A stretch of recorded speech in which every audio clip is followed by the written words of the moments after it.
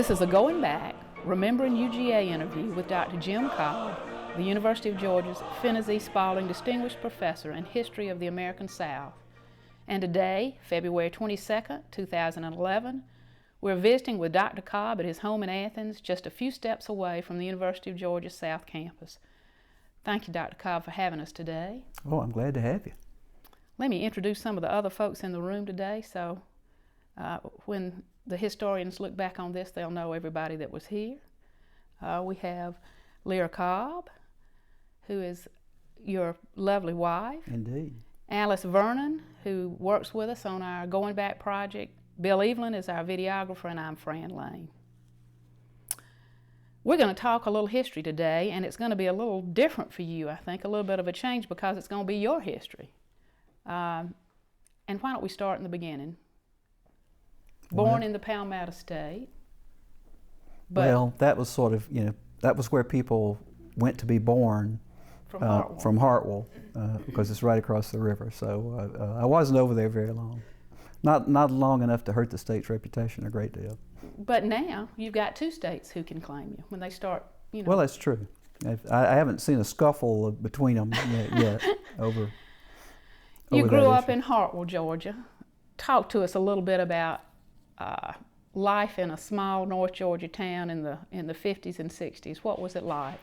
Well, I wasn't, to be truthful, I was not even in the town. I lived out in the country, and that was a time of tremendous change in rural Georgia, and so we were going there. I lived on a small farm, and we were going through what everybody else who was trying to farm at that level was at that time. I mean, it was just playing out, and my father just he stayed on the ship till it had completely played out, and so we had a tough go of it for a good part of my childhood because the soil bank program would pay you for your land that you weren't farming, and that was basically our chief source of income for a number of years, and of course we grew a lot of our own food and garden and everything, but it was interesting, the difference. My father was older, and so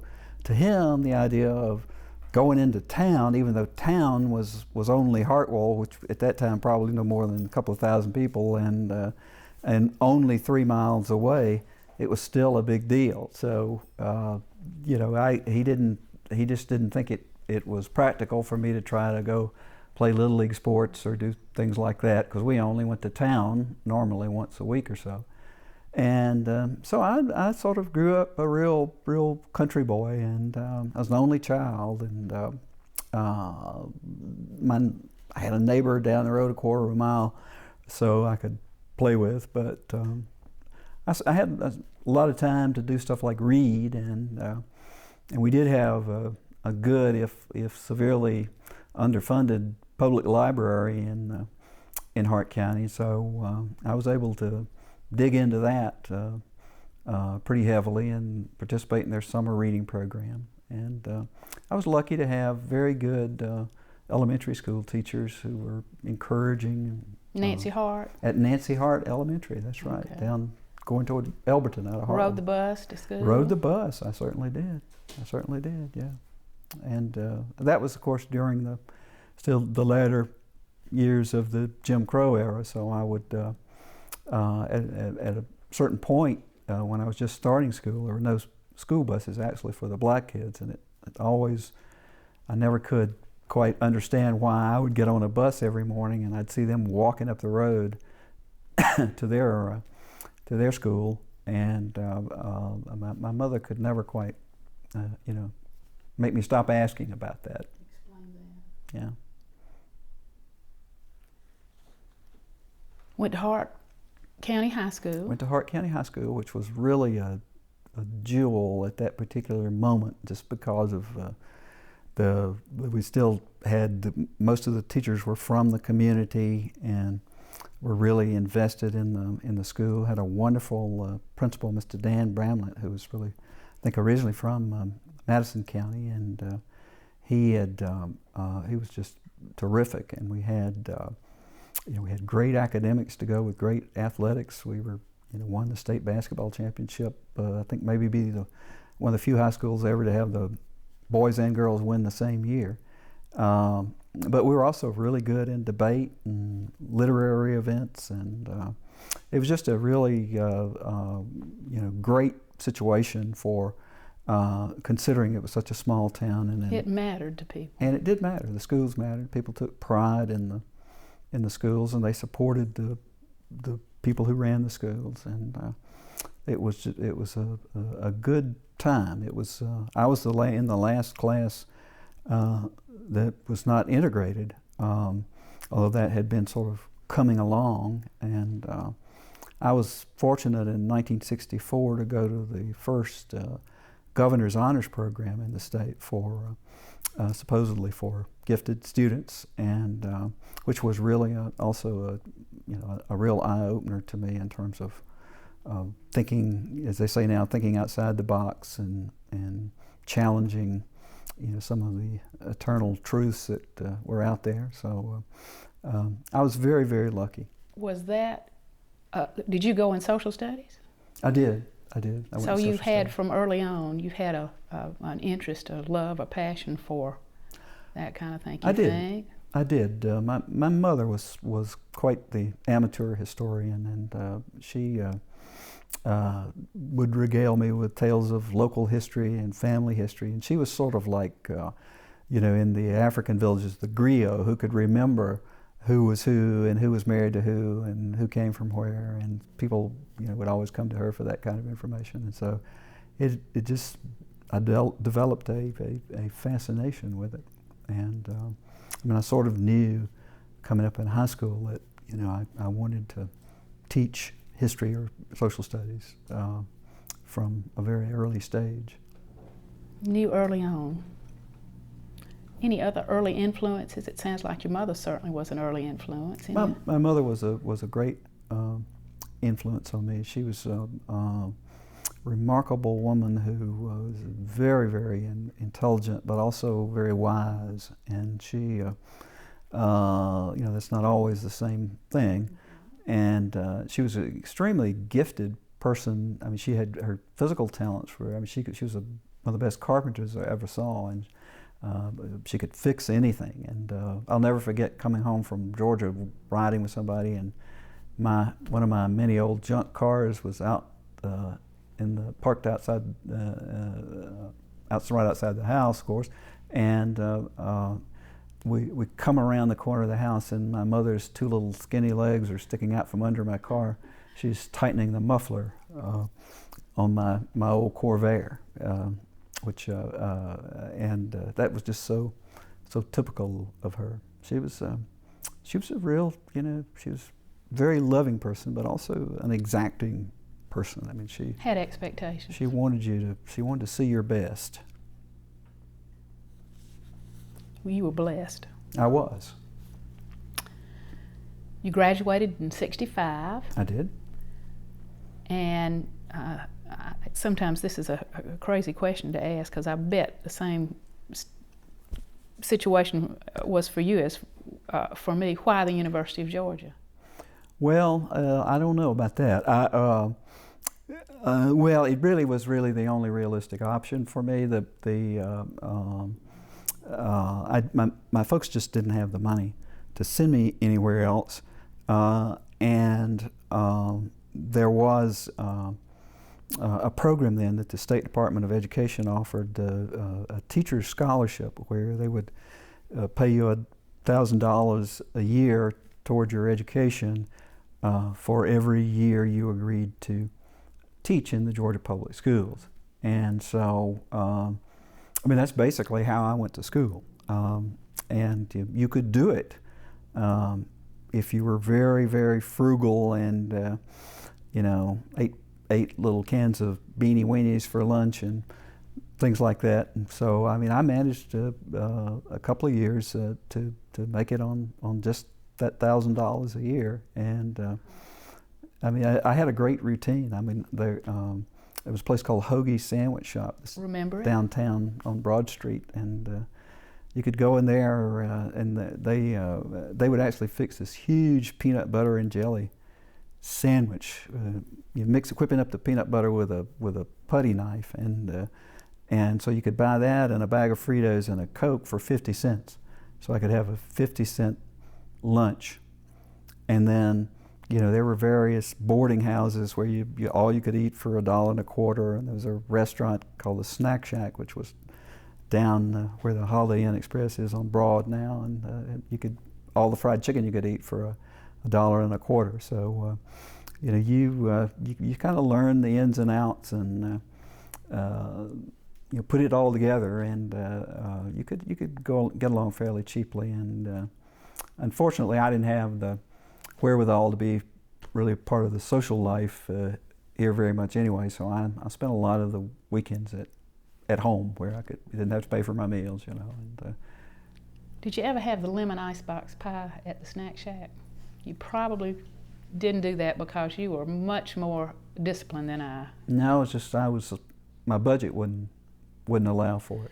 Oh, I'm just sorry you missed that, Jim. You should have sprung for that at least once. Well, I was always dedicated to eating as much fried chicken as I could, so I didn't want to. Didn't have any room for dessert. I didn't have any room for it. What did the campus look like in fall of 1965 when you stepped on campus? Well, it was much smaller, but it was all, of course, that was September then, because we were on the quarter system. But as somebody said, that Georgia was the kind of campus that in the movies they always called state. It had that look, the North Campus, and I was, the very first time I ever set foot on it, I was smitten by it. Just felt, what you just exudes this sort of feeling of this is really a terrific place to be. This is I'm going to like it here, and I did. What were your living arrangements? Where'd you live? Did you live in a residence hall? Lived in the basement of Reed Hall, and that was an experience and an education in itself, was it not? It was. We had some characters in there, and that was, at that point they were still farming out a lot of the athletes, particularly the freshman athletes, throughout the residence hall system. So there were quite a few wild characters, and back then we had a wrestling team, and there was some especially wild characters on the wrestling team, as I recall. But it was a great location, because most of my classes were on the North Campus, and so it was perfect location. Was that just the first year? Did you stay there? I moved over to Tucker Hall then, which was one of the newer dorms then. Now it's the School of Social Work. But I lived there for another year, and sort of settled into a nice routine there. I had some friends from the first year, and we had this great routine of going out to eat and then coming back and playing rook, which is, I always describe as country bridge. If a country person will know what I'm talking about, but others might not. And so we'd play several hands of rook, sometimes more than that, after coming back from dinner, before getting down to studying. And it was, it was it was a nice dorm by contemporary standards, and you could still find places to park then. I mean, you could. Which of course you couldn't possibly do now, but. So it was a good location. And then I moved off campus and had some real adventures, lived in a trailer park, and then I lived over near Athens Regional, now in a garage apartment with two other guys, and the total rent per month was $50. So you really couldn't, I don't believe you could have topped that anywhere in Athens. Southern Living doesn't come knocking on your door to take pictures. No, it was not a pretty sight inside that dwelling at any point. But what fun! Yeah, it was great.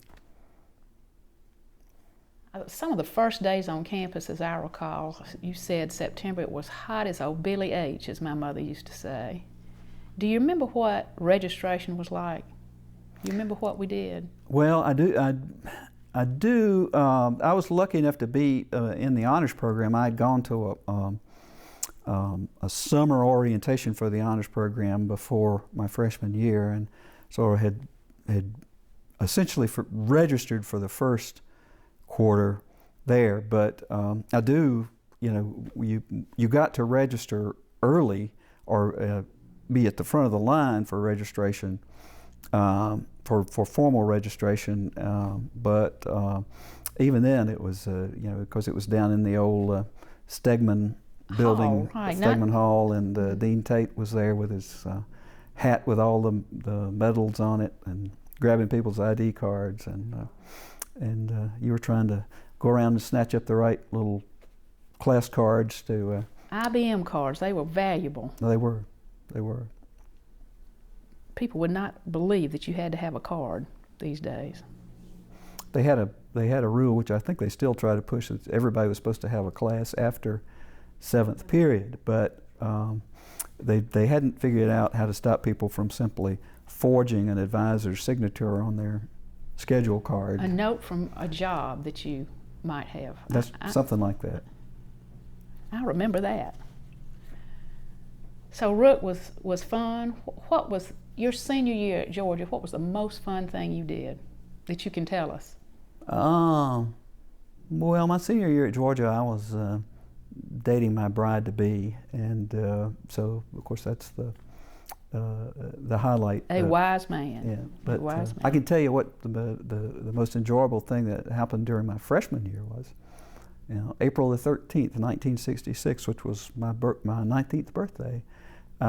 There was right before the campus elections, and the Greeks had brought in the Swingin' Medallions, who were, of course, the party band of that era with Double Shot of My Baby's Love, and they played down roughly where the Baptist Student Union and the old Phi Delta House were, and that all those parking lots back there were absolutely jammed, and it just took over the whole campus. I mean, might as well just call off school for that afternoon, and it was one of those wonderful spring days in Athens, when everything just warms up. Life's good. The convertibles were out. I mean, yeah, it was just life's everybody good. Wearing Madras pants. It was great.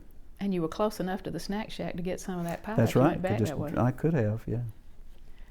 Maybe we better talk about academics for a minute. Well, if you insist. You mentioned that you had a feeling about history before you ever stepped on campus. Did you declare a history major as you walked in the door? Is that what? I did, although I had to keep in mind that in order to fulfill my scholarship obligations, I would need teacher certification. So what I essentially did was major in history and minor in education. Tom Dyer, who's coached me on some questions to ask you, what was it like to be an undergraduate history major in the late 60s? Well, first of all, you're if you're a freshman, you're intimidated as all get out.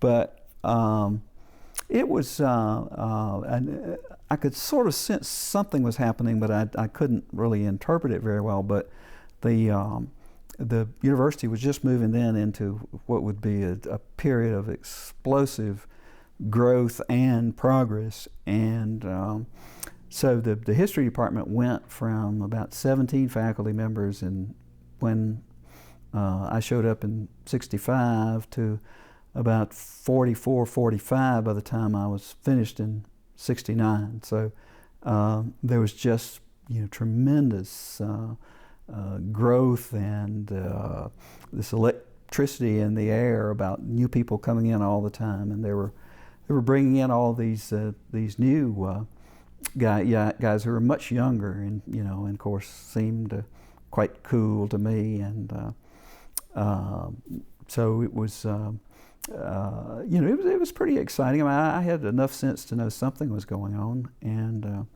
so I had a nice mix of some of the newer folks and some of the people who'd been around a little bit longer, and talk about that faculty some, because there were some terrific faculty people, and I know they had an influence on you. Talk about a couple of those folks. Sure. Well, I mean, there was Dr. Vinson, Dr. Chow Vinson, who taught diplomatic history and was a wonderful teacher and person, and he had a very dry wit, I mean, you could miss a lot of his jokes if you weren't paying attention, but if you paid attention, it was just hilarious. But he would always come into class with a big stack of books that would sometimes so big he'd have to tuck them under his chin to hold them, and then he would sit down and sort of be hidden by this stack of books, and a hand would reach up and he'd pull out one and open up to a passage, and he would read it, and then we'd talk about it. And I loved Dr. Vincent, and I loved his classes. He was a wonderful, wonderful person. But certainly the person, I guess, who sort of seduced me into my ultimate career was Finney Spalding, and which is ironic since I wound up holding the chair named for him. But Finney came in, and as you say, it was just hot as blue blazes, and this is a fall semester, and he came in wearing a cardigan with a tie, a wool cardigan with a tie, in mid-September, no air conditioning in the building, with long locks of flowing silver hair, never sweated during the whole lecture, and just was this always articulate and witty and penetrating, and I'm looking at him and thinking, man, if I became a history professor, I'd be like him. And what's really interesting is that the guy who sat next to me was a man by the name of Roy Barnes. And Roy, who was also enamored of Finney as I was, went to him and said, Dr. Spalding, I'm sort of torn between going to law school or getting a PhD in history, and Finney, no question, you go to law school. And so when I would see Finney thereafter, and I was still trying to figure out if I was ever going to make a living in this profession or find a job, I would say, well, why didn't you give me that advice? Same advice. But of course, it worked out okay for both of us. Yes, it did. You talked about the honors program, and there were some obvious perks. Go to the front of the line. I know you were at one point the director of the honors program at the University of Alabama, so it obviously did have an impact on you. Talk about the honors program and the concept, but it was fairly new. It was at that time. It was. There'd been such growth in higher education that there was a growing concern, particularly at larger schools, that the schools were getting too big, and the really exceptional students, highly motivated, might not be getting the challenge because they were sort of plunged into the mass, education at the mass level. And so Georgia was part of a trend in moving toward an honors program, which actually I think was up and running in the fall of 1960 first, and it was still very small in 65, 200 or 300, I would say, people maybe, and 65 was the first year they did this sort of pre-registration, pre-orientation kind of thing, and it really started to grow during the time that I was here, because again, the real baby boom had just begun to hit the campuses in terms of the numbers from the true baby boomers, and but it was the honors program was not there was no presumption of making a good grade simply because you enrolled in an honors course at all, and they made that clear on the front end, and it was proven to me on many occasions. But I think I counted up not too long ago, I went back and looked at my transcript, which was pretty scary, and I took 13 honors courses, which accounted for about 45% of all my credit hours while I was an undergraduate. And while I didn't become Phi Beta Kappa or anything like that, I will say that it did. Lyra and I got married on let's see, how did it go? She graduated from Georgia College at Millersville on Friday. I graduated from the university on Saturday, and we got married on Sunday. And the following Wednesday, I started graduate school.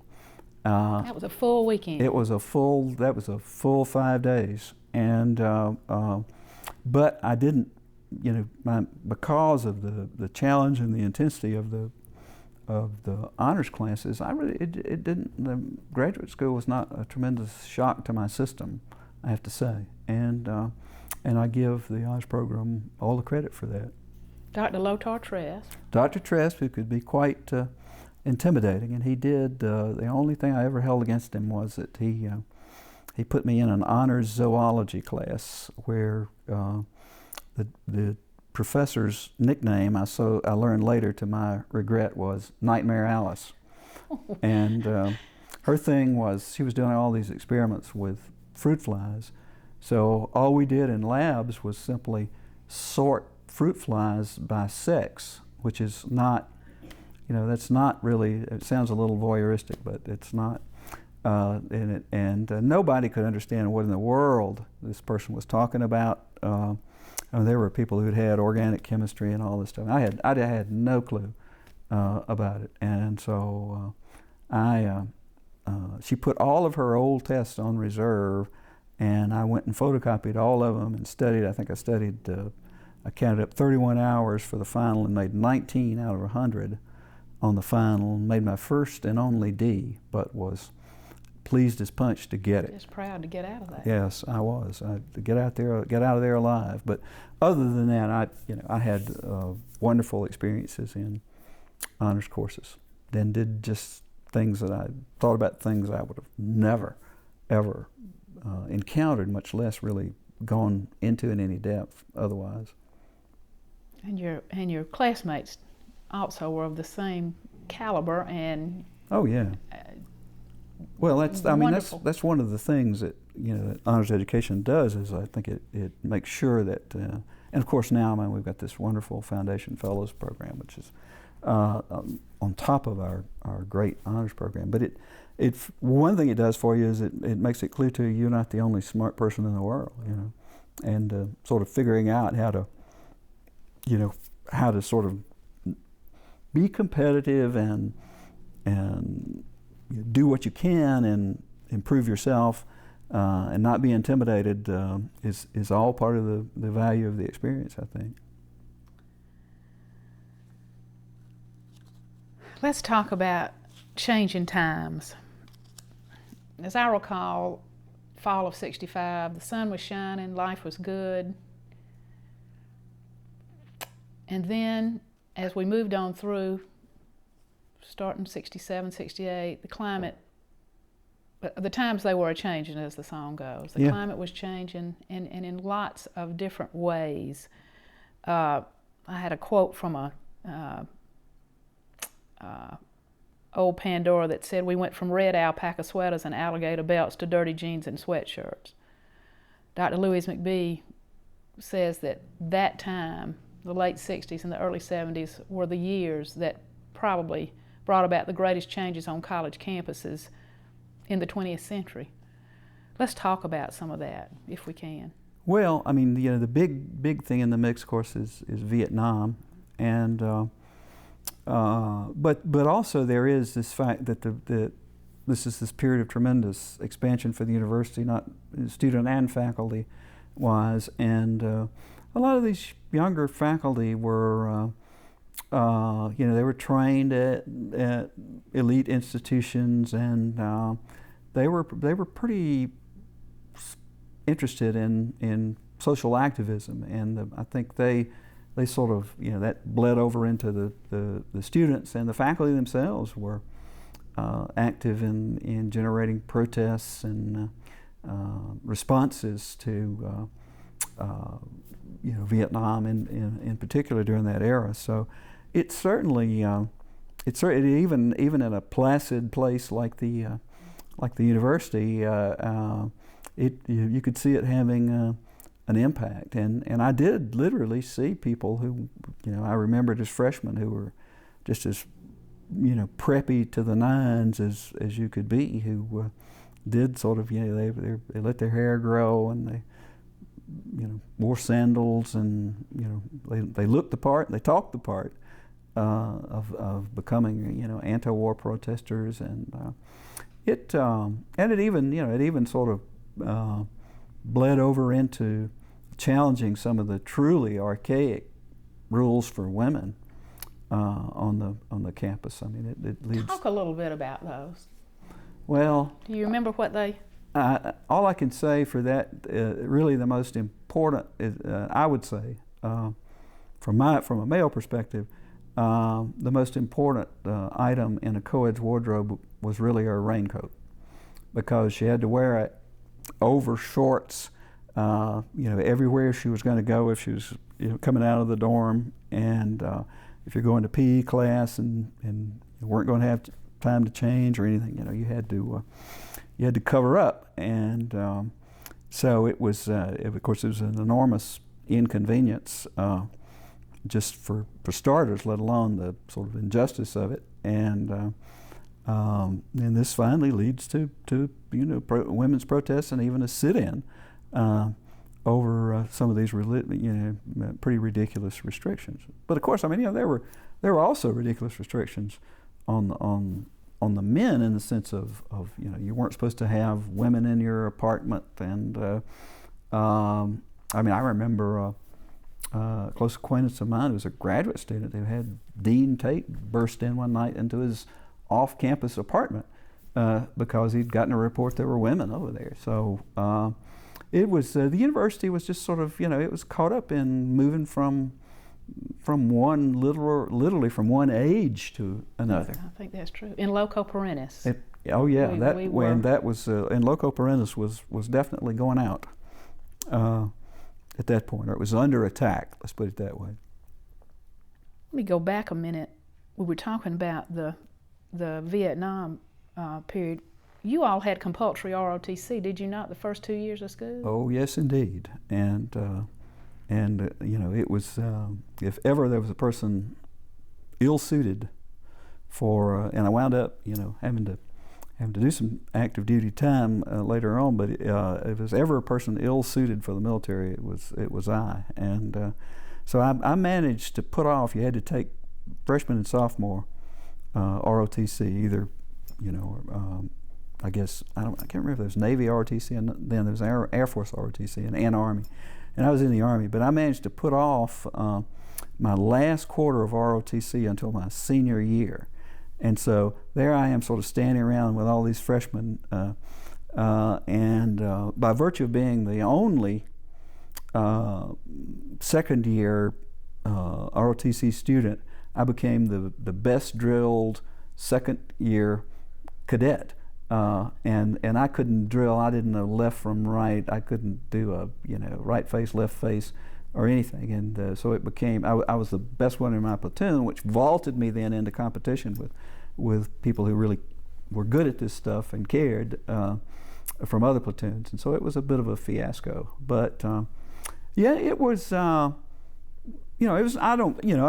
In retrospect, I don't think it was all that bad a thing, because it got a lot of people, some of them got really fired up about military service, and then others sort of who thought they were fired up got a little bit more of a taste of it and decided they weren't. And so I think it was probably a good thing. There's still a strong tendency among Southern kids, and they were certainly much stronger then, to Southern young men when they graduate from college to think that now they need to go serve their country and just rush off and enlist. And so ROTC gave you a chance to make a better informed decision about that.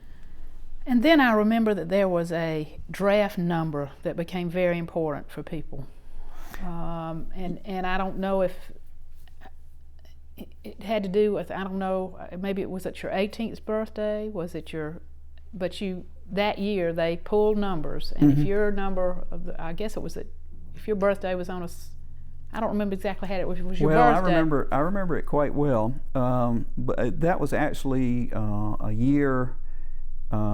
a year after I had graduated, It was about 1970, as I recollect, and they were still giving out. I was teaching over at Loganville High School, and they were giving out, still giving occupational deferments to teachers at that time. But Nixon, in conjunction with an overall plan to sort of back us out of Vietnam, had decided that he wanted to, because there was so much protest, that he wanted to make the draft fairer, and because it seemed as though so many, if you're going to college, at one point you could get a deferment, and there was a lot of ways to influence who was called, and so he does away with occupational deferments, which left me sort of converted to 1A, which means get ready, and then he puts in this lottery, and I'll never forget. I was coming back from I was teaching U.S. history, world history, geography, and English, and coaching the debate team for $6,000 a year at that point, and I was coming back from Loganville the night they pulled the ping pong balls. What they did was they put your birthday on you had 366 ping pong balls, and they just put a date on every one of them, and they pulled them out, and there was, I forget where it was, up around 200 you were reasonably safe, and over about 250 or so you were absolutely safe from ever getting called. But unfortunately my number was 120. But there was a period in there too, of course, when you could still, I think you could still have a student deferment as long as you were in good standing, and so it became fashion. It became a standard practice for a lot of kids to go to their instructors and say, well, if you give me a C, you're condemning me to Vietnam, and of course there were faculty who managed to sort of rationalize that, for that reason they couldn't do it, which was, I guess they saw themselves on the horns of a moral dilemma there, but it definitely made a huge difference, and it was basically a fairer way. It just didn't turn out to be to my benefit at that particular point. I remember it being quite a time. But it is. I mean, that's one thing that this is. You look at college kids today, and just the freedom from concern about that is such a big difference in terms of.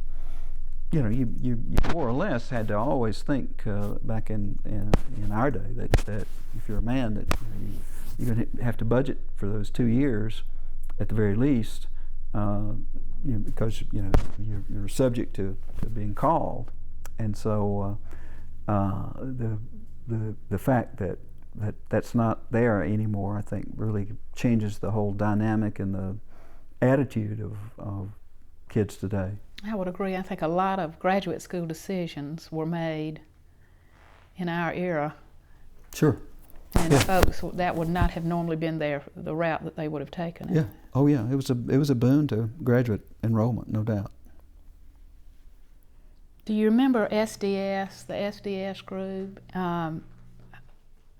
Picture of graffiti on the military science building. I remember that. We had for a place that was not exactly known for activism, we had a surprisingly active SDS chapter, and then we had Vietnam vets who came back and went to came back to school, and we had Vietnam vets against the war, and they sort of they were interacting with SDS, and so we had our moments there as not exactly to be confused with Berkeley or Columbia places or any like of those that. places, right? Right, but still, I mean, it was definitely touching the university, and I can remember in '68 when Hubert Humphrey was running for president, and he came and had a speech in the Coliseum, and there were protesters ringing the Coliseum, and there some shoving got started, and it was a scene you wouldn't normally ever expect on the Georgia campus, but those were the times. Mother and Daddy pick up the phone and call you and ask you what was going on? Well, I was home so much that they I guess they pretty well figured that and I knew pretty well that I had to really concentrate just on getting, because there wasn't anything in the budget for me to repeat a course, or certainly not an extra quarter, and so I tended to kind of keep a low profile. I mean, I didn't believe in the war from the get-go, aside from, of course, not wanting to get drafted, but I wasn't involved personally, and although a lot of the people, I think the fact that the honors program was really sort of taking off then, there were a lot of people in the honors program who were involved on both sides of the debate, which is ultimately probably another one of the ways the honors program contributed to the overall health of the university, in my opinion. The university was desegregated in 1961. Charlene Hunter Galt and Hamilton Holmes, and we were in the late 60s, and yet there were still a very small number of African American students on campus, and at that time there was a black student union, and they had a list, I believe this was in 1969, they had a list of demands of the university administration, and they included recruitment of more African American students and faculty, and they wanted the composition of the Board of Regents changed, and they asked for abolition of the Kappa Alphas and several other things, and it was interesting in that the president of that group who signed those demands was Robert Benham, who of course later has in recent years has been Chief Justice of the State Supreme Court of Georgia. What do you remember about that time?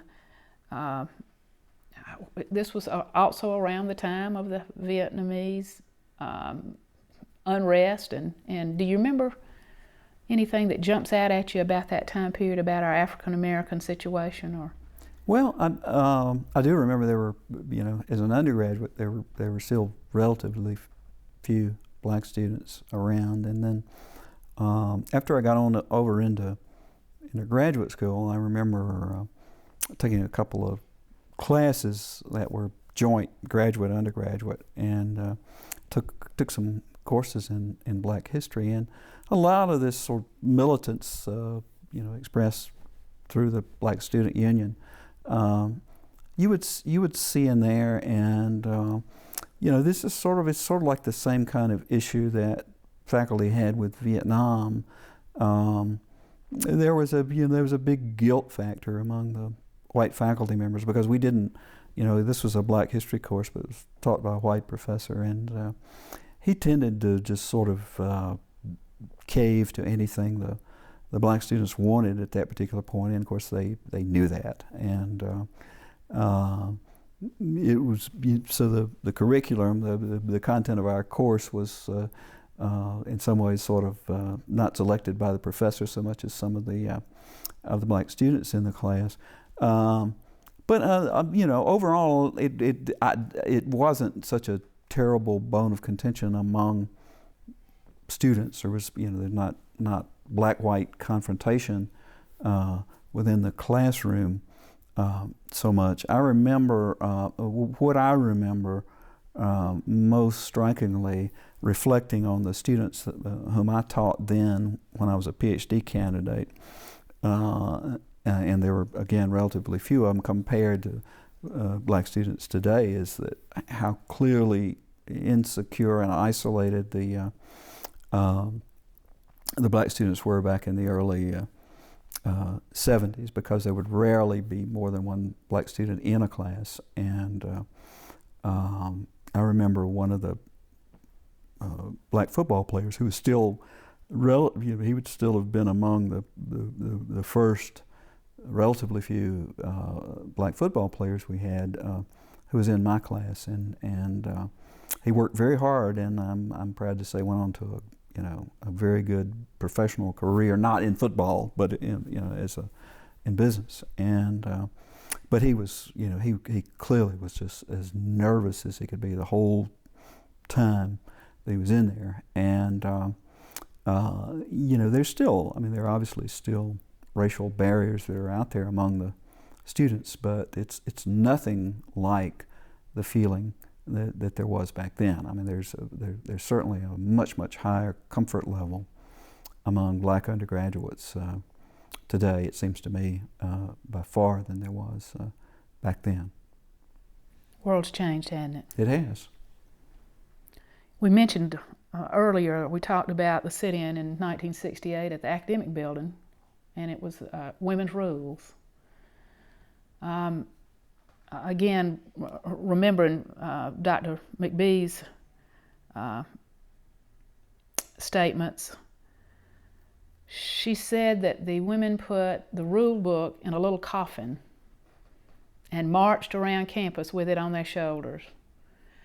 And at that time, a number of the schools in our region of the country had been having the same kind of tension rising. And she said basically the sit-in and the coffin march brought about the change in women's rules. And I remember a time in 1968 when we went from signing in and out of a residence hall or a sorority house, having to be in at a certain hour, or you were liable to be suspended. Mm-hmm.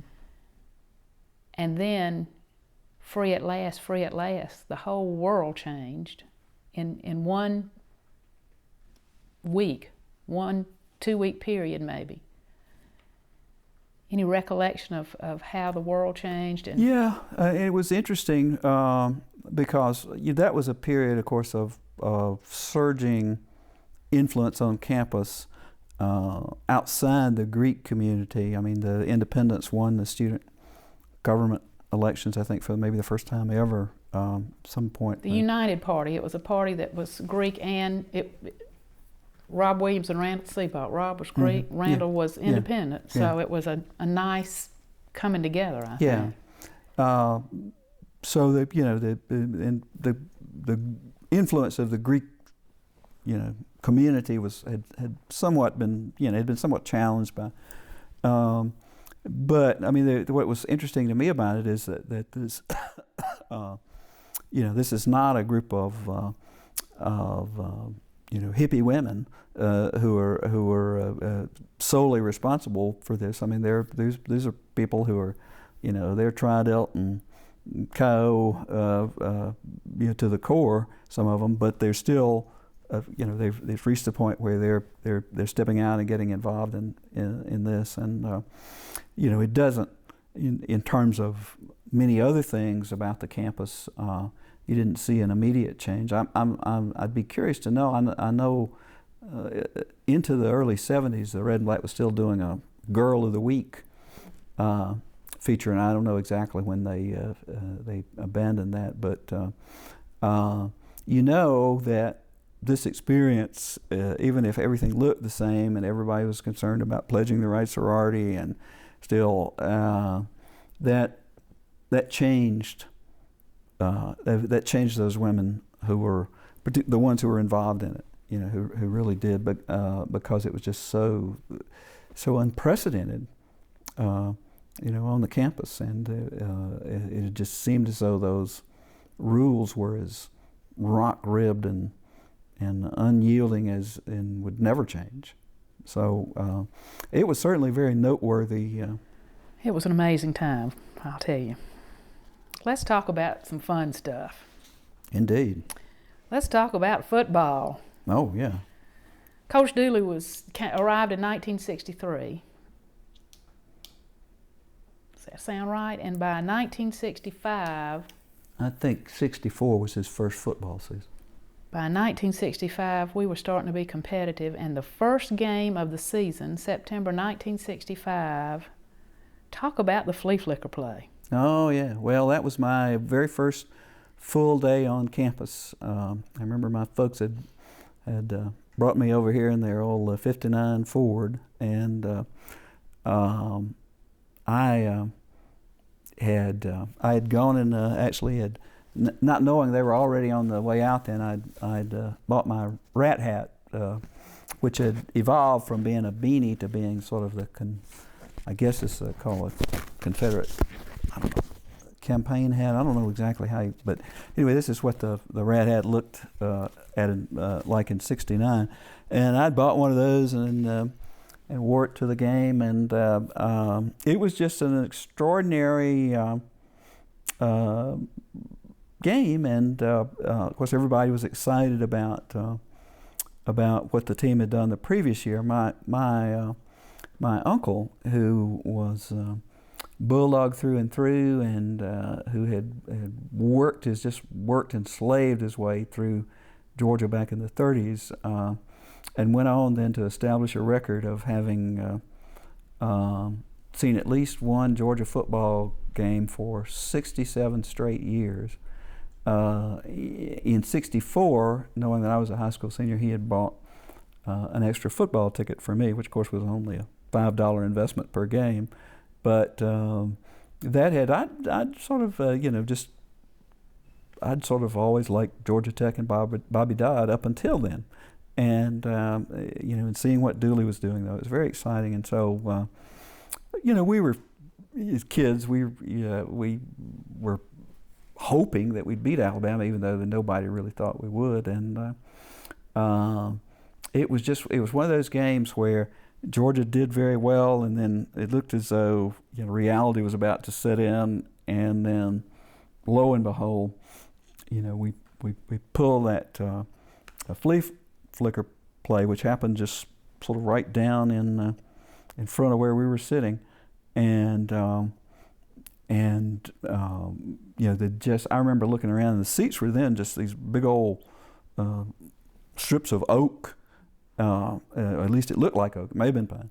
Anyway, I remember seeing a lot of them just cracked and torn all to pieces after that game because people were just jumping up and down so much. And it was, in addition to that, there was still, at the end of the game, there was people forget, but if I recollect, it was Tommy Lawhorn had to make a, kind of a game-saving tackle right on the goal line to stop Alabama for us to preserve the win. But it was, boy, if you're going to start your collegiate career on an upper, I mean, that you couldn't have asked for better than that. And it was, those years were the football teams. They were, I'm sure compared to today's athletes, they were, not nearly as good overall, but they were certainly played hard, and it was just a tremendous excitement for me. I loved Georgia football, always have. Glad we brought you over from Coach Dodd. Goodness. Well, there was no chance I was ever going to go to Tech. And I didn't know one end of a slide rule from the other. But it was just one of those childhood things, But I saw the error of my ways pretty quickly.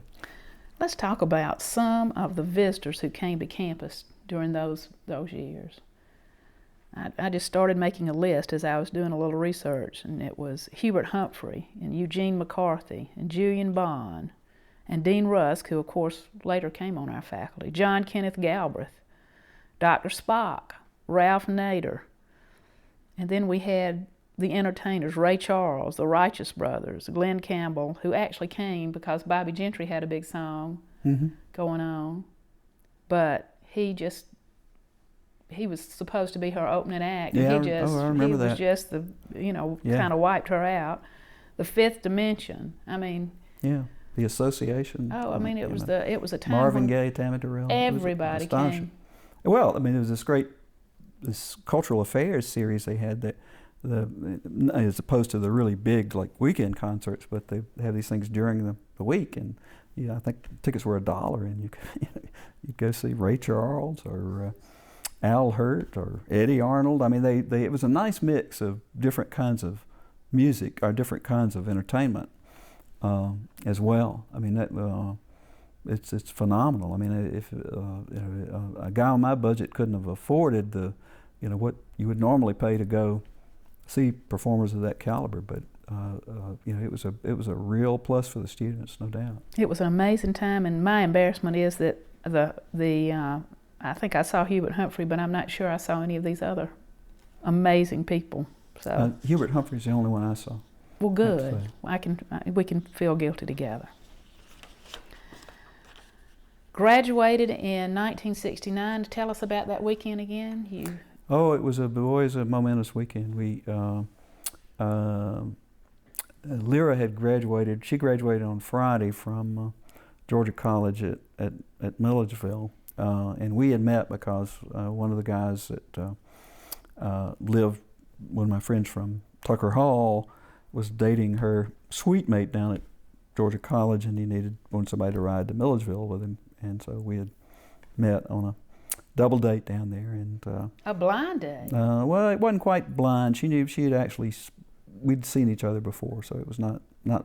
It was it had been a sighting at least beforehand. But so she graduated on Friday. I graduated on Saturday, and that was back in the years where you were required to come to graduation, and we had it in Sanford Stadium, and it was hot as blazes, and then I jumped in the car, and she lived down in Hamilton, down below Callaway Gardens, and drove down there, and then we got hitched the next day, and after going for a couple of days up in a friend's family's cabin up at Lake Burton, we were back and moved into what was then Married Student Housing. It's now University Village, which interestingly enough and delightfully enough is within sight of our house here. And right after we married, we used to every night we would walk up University Drive to Hodson's Pharmacy at 5 Points and get an ice cream cone for a nickel, and dream about the day that we'd be able to live on a street like this, and of course dream about the possibility of actually living on this street, never knowing that it would many years later come to pass. How great. That's a great story. So a history PhD was always in your mind after you and Dr. Spalding Yes, talked. It was. And of course, leave it to me to pick a field where, the job market it would have had to improve significantly to have been abysmal. It just was a hopeless job market. And I was lucky enough to have a memorable interview with the department chairman at the University of Maryland, and they were looking for someone to teach Black history. And of course, at that point, you were looking to hire a Black person to teach Black history, and so it was just a ritual kind of interview. But we had always said he remembered me because we had breakfast together, and the busboy actually dropped a bottle of steak sauce on the floor that splattered on my future boss's pants leg, and I thought that's why he remembered me out of all these 20 people he interviewed. But they had a 1-year appointment in Southern history, and so he just called me and gave me that chance, and it was a gamble because it was not a permanent position, and I'd had an offer from what was then Clayton Junior College for a permanent teaching position, but I knew that probably I would never get out of junior college teaching if I went that route, and that if I was ever going to hope for staying in teaching at the university level, then I had to take this Maryland job. And it was quite an experience because I went in, it's just like learning to swim by being thrown in a pool, because I did have high school teaching experience, thank God, but they threw me into teaching these 275 seat classes with teaching assistants all of them older than I was, and but it was it worked out. I mean, it was a great experience, and I was able then to because of some of the connections I made in part at Maryland which was a big school even then. I mean, 30,000 people probably even then, to get a tenure track job for which there were 200 applicants. This shows you, at the University of Northern Iowa, and we were there for 4 winters, and it just the weather was just killing us. I mean, wonderful people, but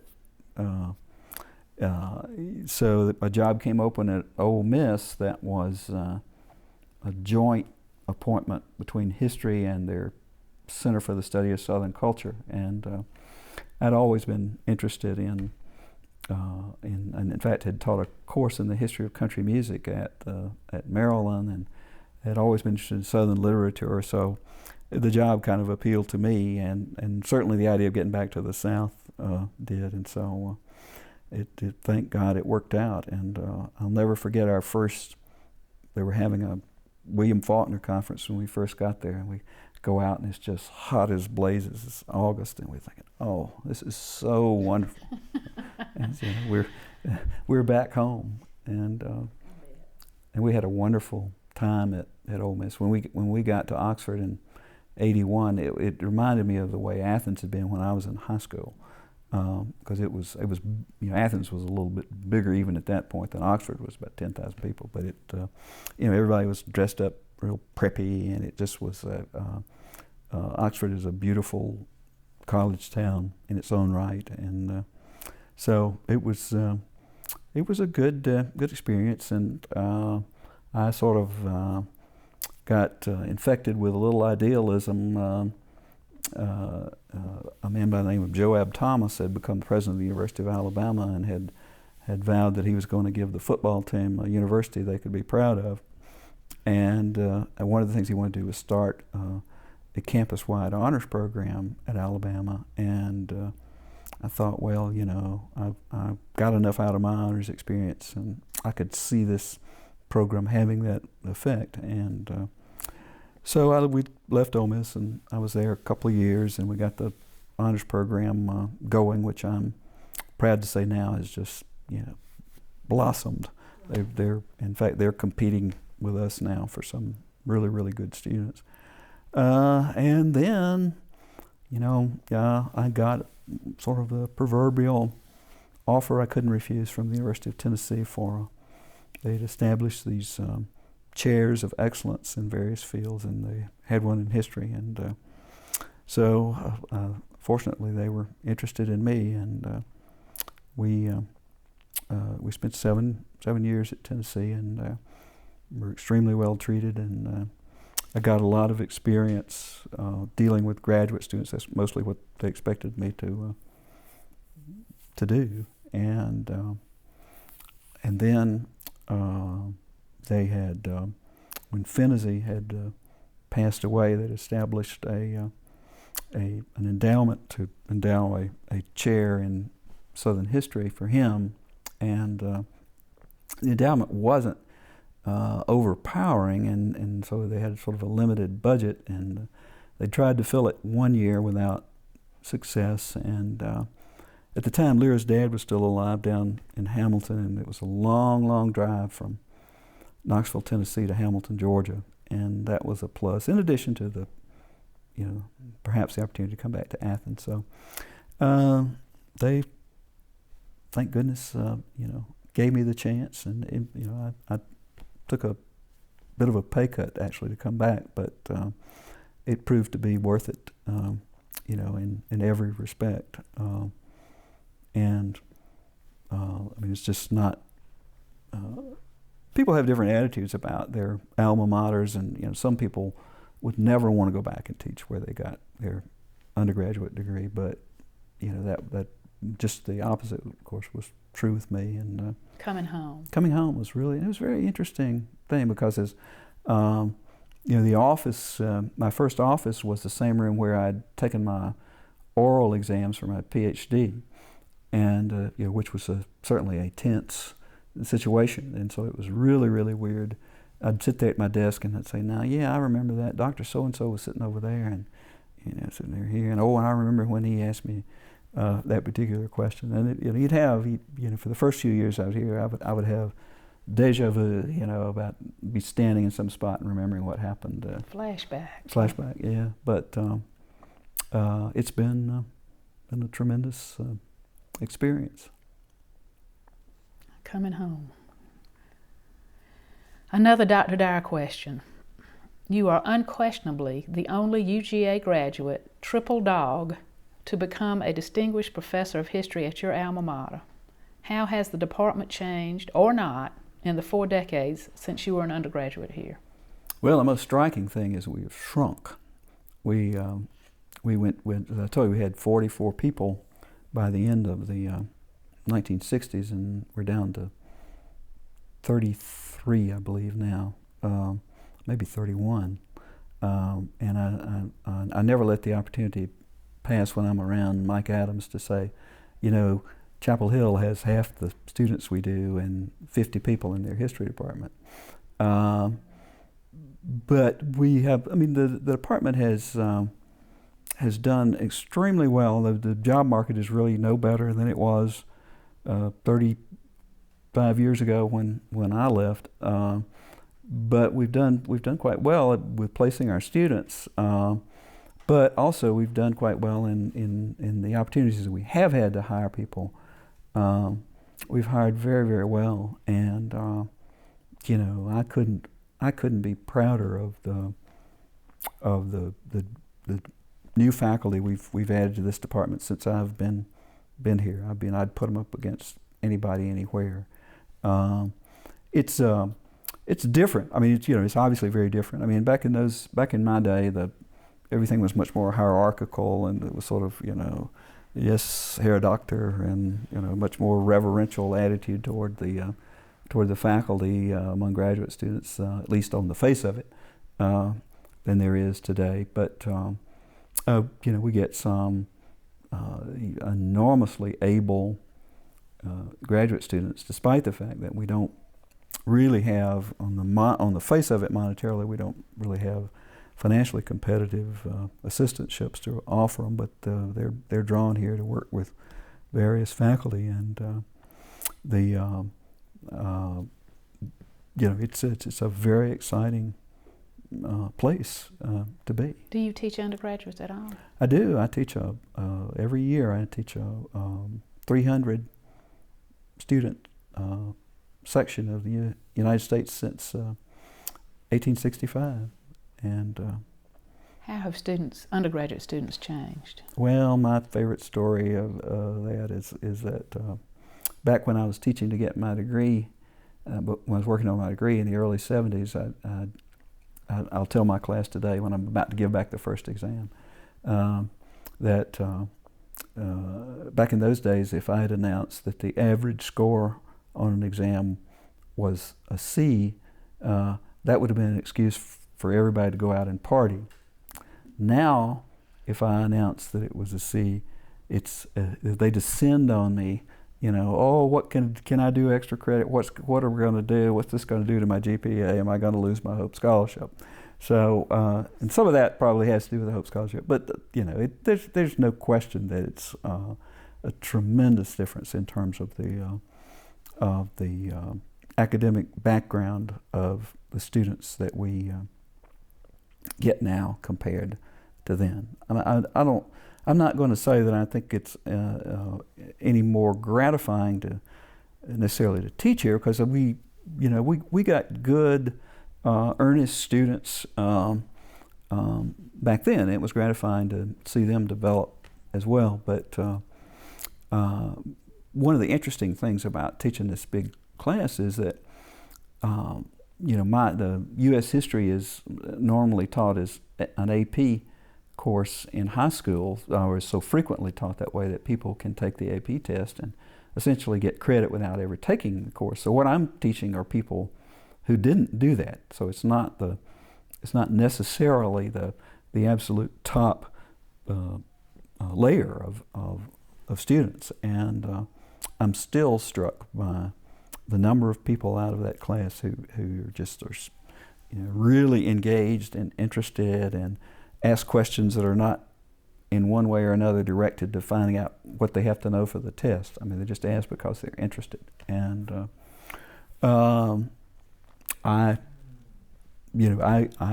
it's always an adventure to teach one of those classes. I mean, you do, on the other hand, truth be told, I mean, you do get students who've had good preparation and support who, are just not motivated, and that's sad. Dean Tate's sorry students. Well, yeah, and it's I think one of the things the university struggles with still is we get our really bright undergraduates would be just fine in Charlottesville or Chapel Hill or Harvard. It doesn't matter. But what's different about those places is that the atmosphere when they step on campus it's very clear. The academic expectations are there, and they're going to be there no matter what, and they're not really going to take a back seat to anything else. And here, we still have that thing about, I'm sure we get a lot of good contributing students who are drawn here by the social possibilities and certainly the music culture in Athens, but we haven't managed to sort of establish yet the atmosphere that academics come first, and really you just your plan here must be how you can integrate your social ambitions with as a secondary component to your academic responsibilities. Your focus and your priorities. Yeah, it still bothers me that we have sorority rush concluding on the evening of the first day of class. So poor old professor so-and-so is up there handing out his syllabus and trying to say, here's what's important in the class and here's what you got to do. And the little co-eds are sitting there thinking about, am I going to get that bid from Kyo that, Mama was a Kyo, what will I do? And, it just, the fact that their first acquaintance with the university is social rather than academic bothers me. I'd like to see that changed. And I think that's the fact of the matter is, if you want to talk about reality of where schools stand in the pecking order, that our big challenge is to sort of get us to the point where Georgia is known to be a great place to come to have a lot of fun, a very enjoyable undergraduate life, but it's also a place where your work has to come first, and we're just not quite there yet. Another 100 years? Oh, I hope it won't be that long. Changes, not just in the history department, but what do you see campus-wide, the last 40 years, what 2 or 3 things jump out at you? Well, another thing among the students is that, and it's related to what I was just talking about as far as the preparation, is that the higher admission standards and what have favored metropolitan Atlanta schools. And there is certainly, I can stand in front of that group of 300, and now a kid who has a really pronounced accent, South Georgia accent, really stands out. Because most of the kids in there are from Metro Atlanta. They're from within 100, 150 miles of Atlanta. And I think, I'm all in favor of higher standards and being more demanding, but I'm not so sure that I don't think something will be lost if we just become effectively the University of Metro Atlanta, because there is, this is a state school, it's a land grant institution, and it is the University of Georgia, and so I hope we manage some way to avoid that, where we just contract so much simply by virtue of our admission standards. But that is one thing that strikes me about the student body. Another thing is the internationalization of the student body. Some of it from, there's a second wave of children of immigrants to this country who are visible on campus, but they're just the constituency, particularly on South Campus and in the sciences, the rise of international student presence. And if you go to, certainly at the graduate school level, if you go to graduate school graduation, as I do, and you see who's actually being awarded the PhDs, it's a phenomenal number of international students who represent the output of many of our graduate programs. So that's certainly much different from my day. I think the campus issues. We got a bigger campus. It's a little bit harder to supervise. There's some of the same issues that were here then that are now really that were here back then that are magnified now, and there's still, of course, a struggle with the whole issue of parking and internal traffic on the campus, which I think we should be able to do a better job with than we do. But by the same token, I've yet to be on any campus anywhere in the country that I think has a better campus transit system than we got. And that was something that was just barely getting started when you and I were. They're still using old, back then, repainted Yellowbird school buses for Bluebird school buses for the campus buses. So it's overall, I think if you look back and you sort of think you don't want to see everything about the old destroyed, that we probably got as about a good a mix of the old and new as you could expect.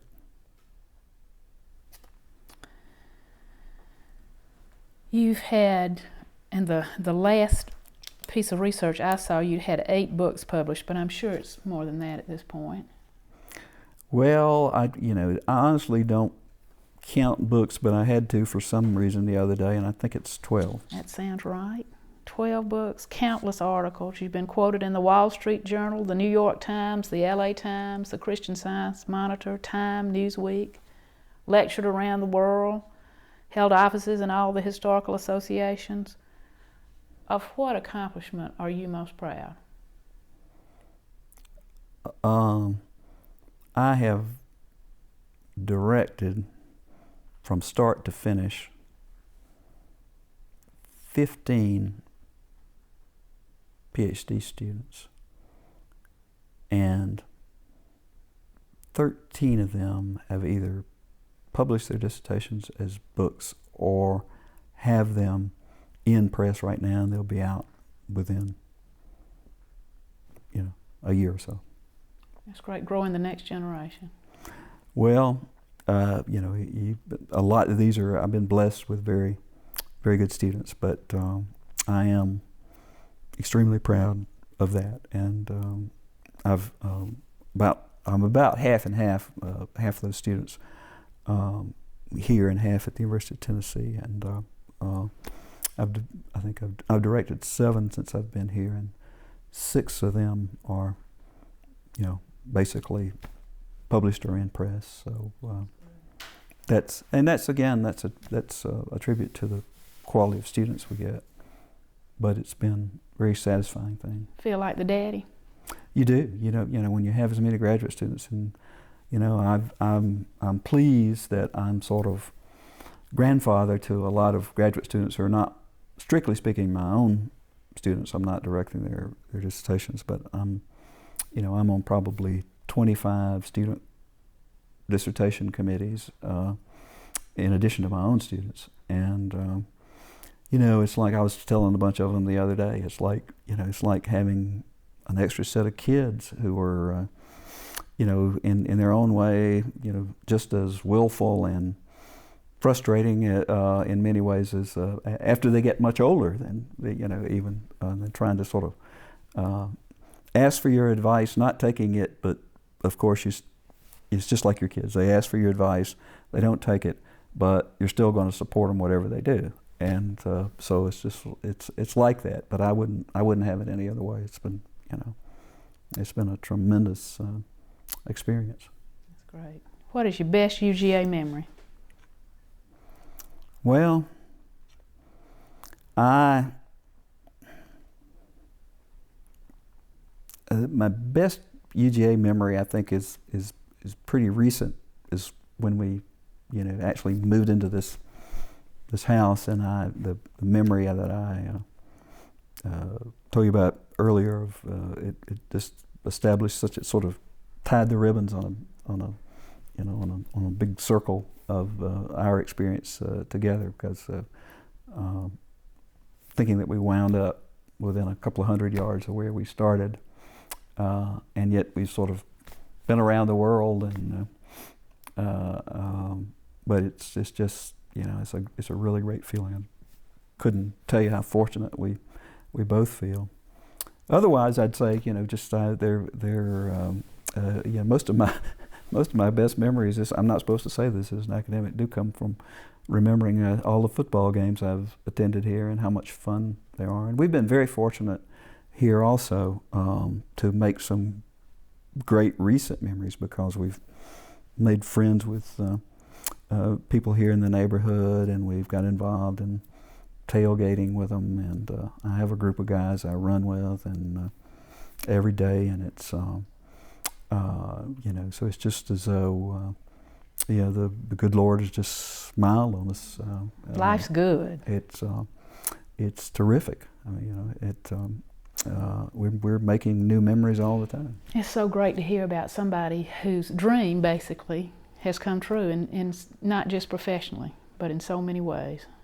Well, old brother, I used to actually quote this in commencement addresses. Old brother Dave Gardner, who was a